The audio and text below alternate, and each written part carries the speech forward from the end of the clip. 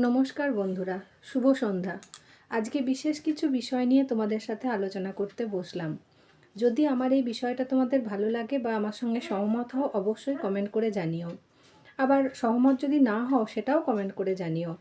আজকে যে বিষয়টা নিয়ে আমি আলোচনা করছি সেটা হচ্ছে আমাদের এই বর্তমান সমাজে বন্ধুত্ব যেমন চলে যাচ্ছে, বন্ধুত্ব খুব বেশি থাকছে না, তেমনি মানুষে মানুষে ভেদাভেদ সৃষ্টি হচ্ছে, দূরত্ব সৃষ্টি হচ্ছে, পরিবারের মানুষগুলোর মধ্যেও দূরত্ব সৃষ্টি হচ্ছে। এর মূল কারণ কি জানো তো? এই যে আমি যে ক্যামেরার সামনে বসে আছি, মোবাইল। আমার মনে হয় এই মোবাইলের জন্যই আমাদের দূরত্বটা শুরু হচ্ছে।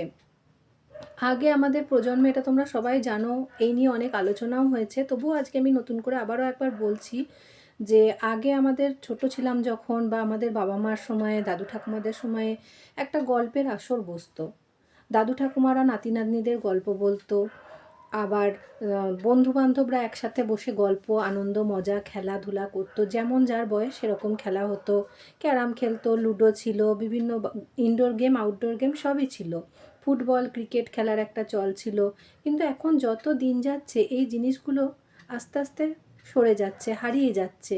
বর্তমান সমাজে দাদু ঠাকুমারা নাতি নাতনিদের গল্প বলাচ্ছে, সেই দাদু ঠাকুমার হাতেও মোবাইল ফোন নিয়ে বসে থাকছে, আর নাতি নাতনি তো গেম খেলতে ব্যস্ত থাকছেই। আবার স্বামী স্ত্রীর সম্পর্কের মধ্যেও স্বামীর হাতেও মোবাইল, স্ত্রীর হাতেও মোবাইল। এটা কিন্তু আমি সবাইকে বলছি না যেটা দোষ, এখানে আমি নিজেও করছি। আমিও যে ব্যতিক্রম তা নই, আমার হাতেও মোবাইল থাকছে, আমার হাজব্যান্ডের হাতেও মোবাইল থাকছে। আমি বলছি এই সমাজের এই জিনিসগুলো খুব খারাপ হচ্ছে, সেগুলো থেকে আমরা কেউ বেরোতে পারছি না।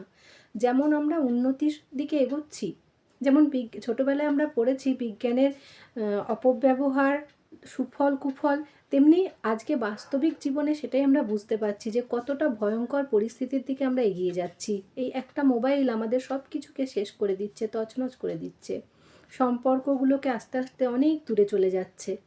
পরিবারের সম্পর্ক, বন্ধুত্বের সম্পর্ক যেমন যাচ্ছে, তেমনি নিজেদের মধ্যে মানসিকভাবে ভেদাভেদগুলো বহু দূর হয়ে যাচ্ছে। মানসিক দূরত্বটা খুব বেড়ে যাচ্ছে। একসাথে বসে কোনো ফ্যামিলি প্ল্যানিং, কোনো গল্প গুজব কিছু তো হচ্ছেই না। ছোট ছোট বাচ্চাদের এখন খাবার খাচ্ছে, তাও হাতে মোবাইল ধরে। কেন? সেই মোবাইলটাকে দূরে দূরে সরিয়ে তাদেরকে টিভিতে কার্টুন কার্টুন সেটাও খারাপ। বেশি স্ক্রিন ব্যবহার করা ছোটদের পক্ষে খুবই ক্ষতিকর।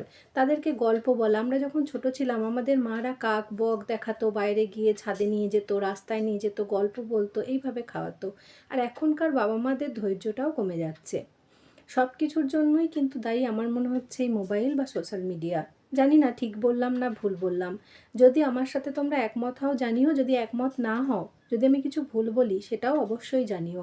আমার যেটা মন হলো আমি সেটা বললাম। আমিও কিন্তু এর ব্যতিক্রম নই, আমিও মোবাইল ইউজ করি, কিন্তু পারতপক্ষে যতটা পারি কম ইউজ করার চেষ্টা করি। কি করব, পরিবারের সবারই হাতেই মোবাইল, আমাকেও নিতে হচ্ছে, আমাকেও তো সময় কাটাতে হবে। কার সাথে গল্প করব? যে বন্ধুর সাথে গল্প করব তার হাতেও মোবাইল, আমার পরিবারের সদস্যরা তাদের হাতেও মোবাইল, তাহলে আমি কি করব? আমাকেও মোবাইল ইউজ করতে হচ্ছে। কিন্তু যদি আমার ব্যক্তিগত অভিমত তোমরা জানতে চাও, আমি মোবাইলটাকে খুব একটা প্রেফার করি না, শুধু সময় কাটানোর জন্য ইউজ করি। এই যে রিলস করছি বা ভিডিও করছি, শুধুমাত্র আমার সময় কাটানো। যদি আগের মতো আগের প্রজন্মটা ফিরে পেতাম, আগের সময়টা ফিরে পেতাম, অবশ্যই মোবাইলের দিকে এগোতাম না। এটা আমার নিজের অভিমত। যদি একমত হও জানিও, যদি একমত না হও তাও জানিও। এইটুকুই বলার ছিল।